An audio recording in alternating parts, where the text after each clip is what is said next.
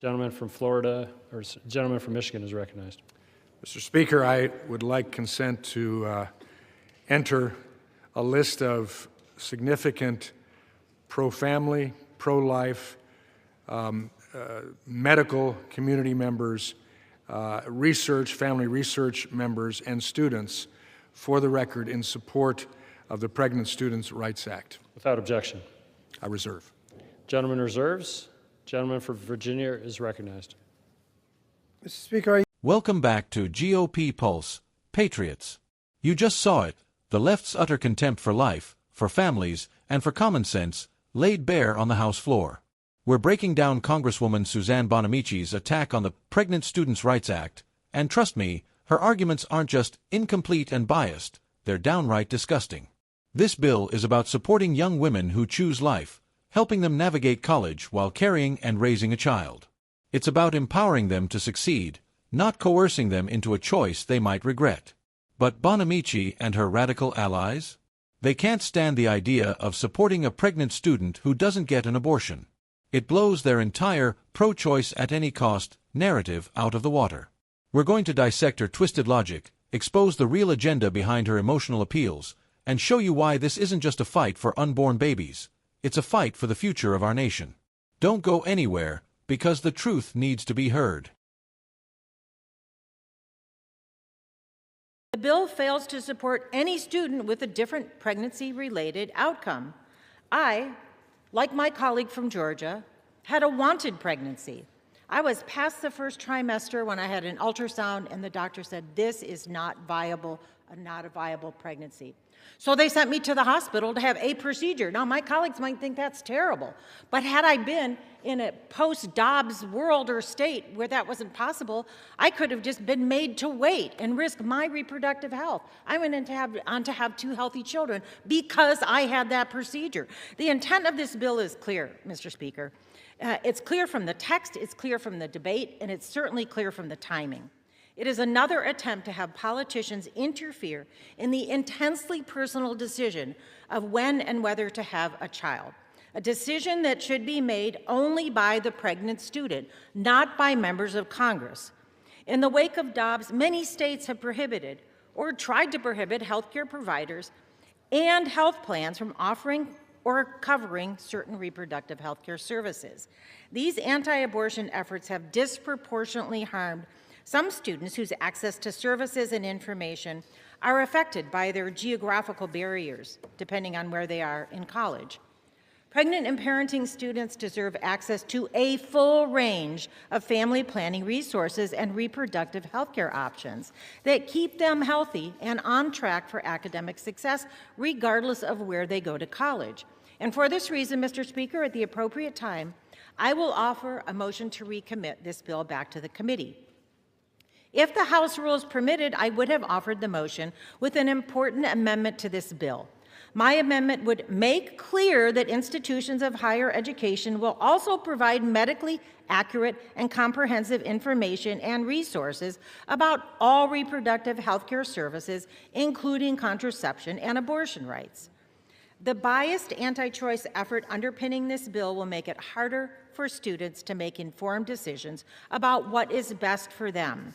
Promoting partisan legislation that fails to address the full healthcare needs of students does not promote academic success. Again, Mr. Speaker, this is a decision that belongs to the pregnant student, not to members of Congress. So I ask unanimous consent to insert into the record the text of this amendment.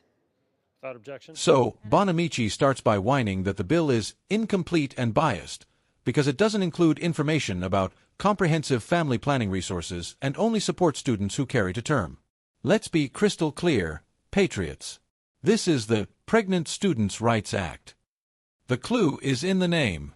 It's designed to help pregnant students who are choosing to have a baby. It's not a family planning omnibus. It's not a bill to fund Planned Parenthood. It's a bill to support pregnant mothers. Her argument is like saying a bill to support cancer patients is biased because it doesn't fund heart disease research. It's deliberately obtuse. She cannot fathom a world where we actually support a woman choosing life without also pushing for abortion on demand. To her, choice only means one choice, the one that ends a life. This is the left's true agenda. Abortion is their sacrament, and anything that encourages an alternative is a threat. Then, Bonamici pulls out the oldest trick in the book, the emotional personal story. She talks about a non-viable pregnancy and a procedure that allowed her to have healthy children later. Now, let's be very clear here. We mourn with any woman who experiences a tragic loss. But she's conflating a medically necessary procedure for a non-viable pregnancy with elective abortion. And she's doing it to push her radical agenda. She's trying to normalize the idea that any pregnancy that doesn't fit a woman's convenience should be ended, all under the guise of reproductive health. This is what they do. They take extreme, heartbreaking cases and use them to justify the wholesale slaughter of innocent life. The Pregnant Students' Rights Act is about supporting students facing viable pregnancies, giving them the resources to succeed academically and as mothers. Her story, while tragic, has absolutely nothing to do with the core purpose of this bill, which is to create a culture of life and support for women who choose it. Don't fall for the emotional manipulation, patriots. Bonamici then descends into full-blown post-Dobbs hysteria, claiming that states are prohibiting healthcare providers and creating geographical barriers. Let's get real. States are simply reasserting their constitutional right to protect unborn life.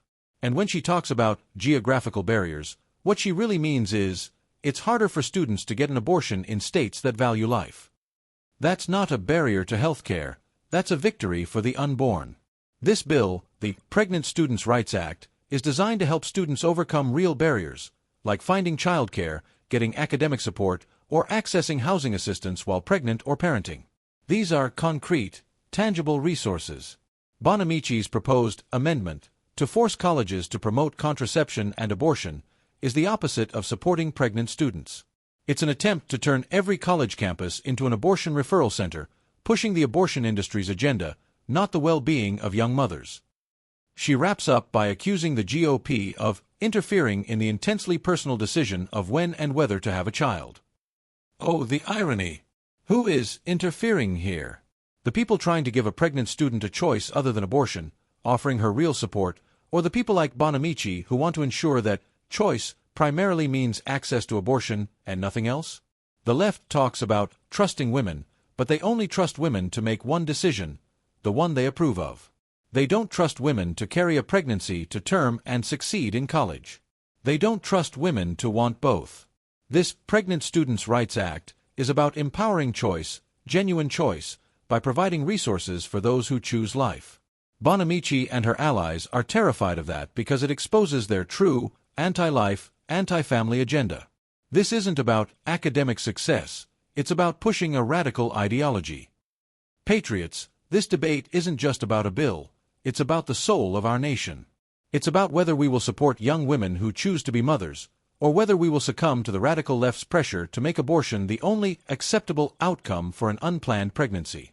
Suzanne Bonamici's arguments were a masterclass in deflection, emotional manipulation, and pure, unadulterated bias. We need to stand strong. We need to support every effort to protect unborn life and to empower women to choose life. What do you think? Is Bonamici deliberately misrepresenting this bill? Are her arguments truly biased and incomplete? Let me know in the comments below. Type pro-life, pro-student to show your support. Smash that like button, share this video with everyone you know who values life, and subscribe to GOP Pulse for the truth that the mainstream media won't tell you. This is a fight for our future, and we are not backing down. God bless our unborn, and God bless America. I'll see you on the next one.